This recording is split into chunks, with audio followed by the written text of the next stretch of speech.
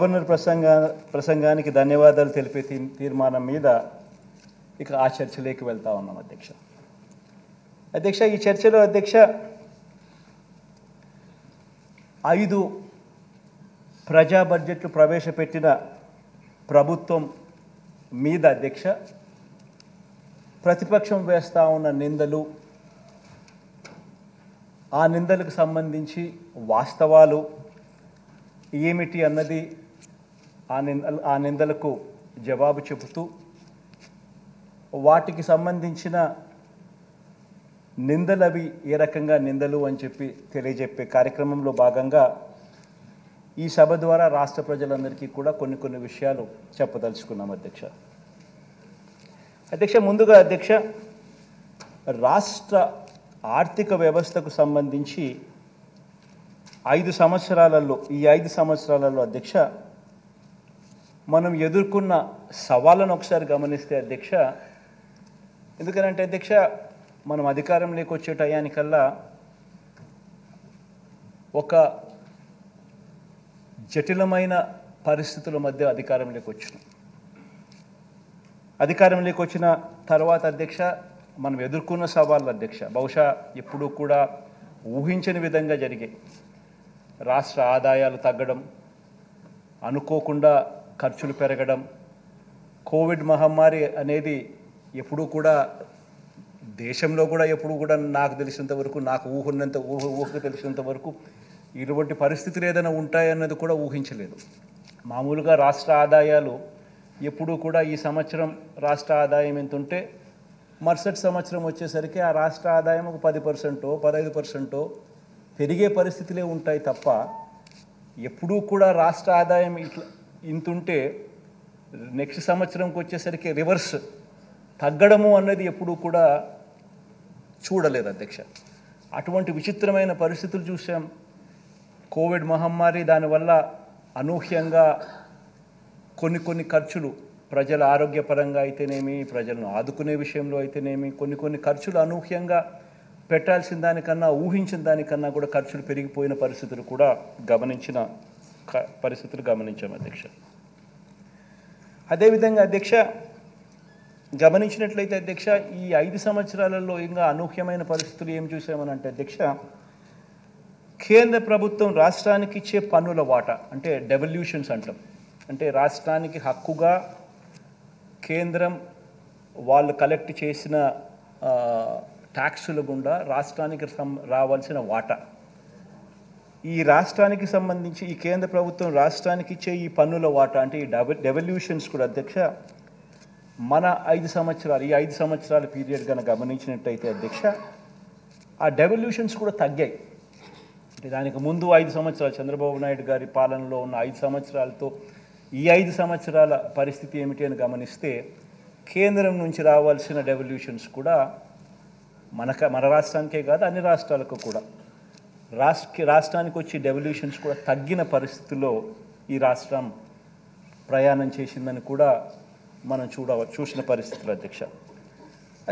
అదే రకంగా అధ్యక్ష రాష్ట్రానికి అత్యంత కీలకమైన వ్యవసాయము, విద్య, మహిళా సాధికారత ఇటువంటి రంగాల మీద అధ్యక్ష గత ప్రభుత్వ విధానాల వల్ల రాష్ట్రం మీద దాని ఇంపాక్టు, ప్రజల మీద దాని ఇంపాక్టు ఎంత తీవ్ర స్థాయిలో దాని పడింది అటువంటి పరిస్థితుల్లో కూడా మనం ప్రయాణం చేస్తూ రాష్ట్రాన్ని 5 సంవత్సరాలలో ఈ ముందుకు నడపవలసిన పరిస్థితి వచ్చింది అధ్యక్ష. ఇక 4వది అధ్యక్ష, రాష్ట్ర విభజన తర్వాత ఇప్పటికీ కూడా అధ్యక్ష మనం ఎదుర్కొంటున్న ఇబ్బందులు మనల్ని ఇప్పటికి కూడా మనల్ని వెంటాడుతూ ఉన్న రెవెన్యూ లోటు, ఇవన్నీ కూడా ఈ 5 సంవత్సరాలలో అనూహ్య పరిస్థితుల మధ్య ఇటువంటి అన్ని పరిస్థితులను అధిగమించి ఈ 5 సంవత్సరాలలో ఒక గొప్ప పాలన చేయగలిగాము అని చెప్పి కూడా గర్వంగా కూడా చెప్పగలం అధ్యక్ష. ఇక నేను చెప్పిన ఈ 4 అంశాలకు సంబంధించి అధ్యక్ష ఒకసారి గమనించినట్లే అయితే అధ్యక్ష కోవిడ్ అధ్యక్ష, ఈ కోవిడ్కి సంబంధించి ఈ కోవిడ్ కారణంగా అధ్యక్ష ఈ 2 ఆర్థిక సంవత్సరాలు ప్రపంచంతో పాటు మనం కూడా అధ్యక్ష అనేక సవాళ్ళను ఎదుర్కోవాల్సిన పరిస్థితి వచ్చింది అధ్యక్ష. రాష్ట్ర ఆదాయాలు దాదాపుగా 66,000 కోట్ల రూపాయలు మనం కోల్పోయాం అధ్యక్ష ఈ 2 సంవత్సరాలలో. కోవిడ్కి సంబంధించి ఈ 3 సంవత్సరాలు 2019 నుంచి 2022 వరకు, 2019 నుంచి 2022 వరకు ఈ 3 సంవత్సరాలు ఒకసారి గమనించినట్టయితే అధ్యక్ష, రాష్ట్రానికి సంబంధించిన ఆదాయాలు మనకు రావాల్సిన ఆదాయాలు దాదాపుగా 66,116 కోట్ల రూపాయలు నష్టపోయిన పరిస్థితి మనం కనపడతా ఉంది అధ్యక్ష. అదే అధ్యక్ష ఒకసారి గమనించినట్లయితే అధ్యక్ష, ఈ స్లైడ్ కూడా ఒకసారి చూస్తే కంపౌండెడ్ యాన్యువల్ గ్రోత్ రేట్ అంటే రాష్ట్రం ఇంతకుముందు 2015 నుంచి 2019 అంటే గత పాలనలో రాష్ట్రంలో స్టేట్ ట్యాక్స్ రెవెన్యూస్ ఏ రకంగా పెరిగాయి అని చెప్పి చూస్తే, రాష్ట్రంలో పెరిగిన స్టేట్ ట్యాక్స్ రెవెన్యూస్ దాదాపుగా 13.29% ప్రతి సంవత్సరం compounded annual growth rate tax revenues పెరుగుతూ పోతూ ఉన్నాయి. అంటే నేను అంటా ఉన్నాను అధ్యక్ష, రాష్ట్రంలో ఆదాయం ట్యాక్స్ రెవెన్యూస్ ఈ సంవత్సరం ఇంత ఉంది అని అంటే రేపు సంవత్సరం పెరిగేదే కానీ తగ్గేది ఎక్కడా ఉండదు అని చెప్పి, ఆ రకంగా గత 5 సంవత్సరాల గత సంవత్సరం 5 సంవత్సరాలు చూస్తే state compounded annual growth rate of state tax revenues పెరుగుదల చూస్తే 13.29%గా ఉంది అధ్యక్ష. అదే పెరుగుదల అదే మాదిరిగానే అదే పర్సంటేజ్ 13.29% గ్రోత్ రేట్తో అడుగులు ముందుకు పడిందంటే ఆదాయం రాష్ట్ర ప్రభుత్వానికి ఈ ట్యాక్స్ రెవెన్యూస్ రూపకంలో 2,24,603 కోట్ల రూపాయలు రావాల్సింది అధ్యక్ష. ఆ 3 సంవత్సరాలకు కలిపి 2019, 20, 20, 21, 22 సంవత్సరాలకు సంబంధించి. అయితే రాష్ట్రానికి వచ్చింది ఎంత అని అంటే కేవలం 1,85,687 కోట్ల రూపాయలు మాత్రమే రాష్ట్రానికి ఆదాయం వచ్చింది ఈ ట్యాక్స్ రెవెన్యూస్ రూపకంలో. అంటే రాష్ట్రం ఈ 3 సంవత్సరాలలో నష్టపోయినది ట్యాక్స్ రెవెన్యూస్ రూపకంలో కోవిడ్ మహమ్మారి వల్ల 38,916 కోట్ల రూపాయలు రావాల్సిన ఆదాయంలో రాష్ట్రం నష్టపోయిన పరిస్థితులు అక్కడ కనిపిస్తూ ఉంటే, రెండో వైపున గమనించినట్లయితే అధ్యక్ష, compounded annual growth rate central గవర్నమెంట్కి కూడా వాళ్ళ ట్యాక్స్ రెవెన్యూస్ కూడా ఏదైతే పెరుగుదల 12.76% పెరుగుదలతో వాళ్ళకు గత 5 సంవత్సరాల్లో వాళ్ళకు ఉంటే, వాళ్ళకు కూడా ఇదే మాదిరిగానే దెబ్బపడి వాళ్ళు స్టేట్ గవర్నమెంట్స్కి ఇచ్చే డెవల్యూషన్స్ కూడా వాళ్ళు కూడా ఇవ్వలేకపోయారు. అనుకున్న మేరకు వాళ్ళు కూడా ఇవ్వలేకపోయిన పరిస్థితుల కారణంగా వాళ్ళకు ఆ పరంగా కూడా చూస్తే 27,200 కోట్ల రూపాయలు ఆ రకంగా మనకు డెవల్యూషన్స్లో మామూలు పరిస్థితుల్లో అయితే కేంద్ర ప్రభుత్వం నుంచి మనకు రావాల్సిన డెవల్యూషన్స్, మనకు రావాల్సిన డబ్బులు కేంద్రం నుంచి మన వాటాగా రావాల్సిన డబ్బులు కూడా మనం కోల్పోవడం జరిగింది.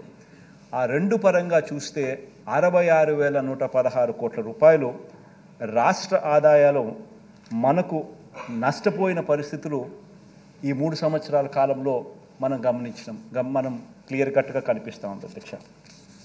ఇలా కోల్పోయిన ఆదాయంలో అధ్యక్ష సొంత పన్నుల రాబడి ఉంది, అలాగే కేంద్ర పన్నులలో రావాల్సిన వాటా కూడా 2 కూడా ఉంది అధ్యక్ష.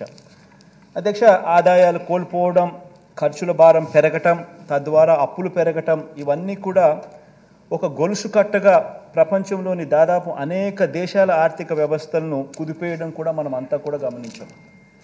దీనివల్ల ఏం జరిగింది అని అంటే అధ్యక్ష, దీని ఇంపాక్ట్ ఆఫ్ దిస్ ఇస్ ఆదాయాలు కోల్పోవడం, ఖర్చులు పెరగడం. ఈ రెండిటి వల్ల ఏం జరిగింది అని అంటే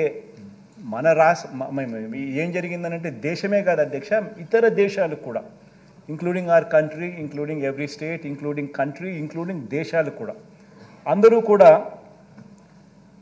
అప్పులు పెరగటం, ఇవన్నీ కూడా ఒక గొలుసు కట్టుగా ప్రపంచంలోని దాదాపు అనేక దేశాల ఆర్థిక వ్యవస్థలను కుదిపేయటం కూడా మనం అంతా చూసాం. మన దేశంలో కూడా చాలా రాష్ట్రాలు, మన రాష్ట్రం గురించి తర్వాత చెప్తాను ఎంత మెరుగ్గా మనం చేశామన్నది, బట్ దీని కారణం దీని రామిఫికేషన్స్ ఏమిటి అని అంటే ఆదాయాలు కోల్పోవడం, ఖర్చులు పెరగటం, తద్వారా అప్పులు పెరగటం, ఇవన్నీ కూడా ఒక గొలుసు కట్టుగా ప్రపంచంలోని దేశమే కాకుండా ప్రపంచంలోని అన్ని దేశాల పరిస్థితి కూడా అదే అయింది.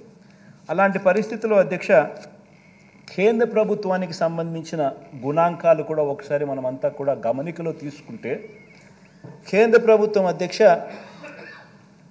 2013-14లో అధ్యక్ష వాళ్ళకు సంబంధించిన డెట్ టు జీడిపి రేషియో అంటే వాళ్ళకు సంబంధించిన డెట్ టు జీడిపి రేషియో 2013-14లో అది 50% ఉంటే అధ్యక్ష వారు అనుసరించిన విధానాల వల్ల దాన్ని 2018-19 సంవత్సరానికి వచ్చేసరికి డెట్ టు జీడిపి రేషియోను తగ్గించగలిగారు.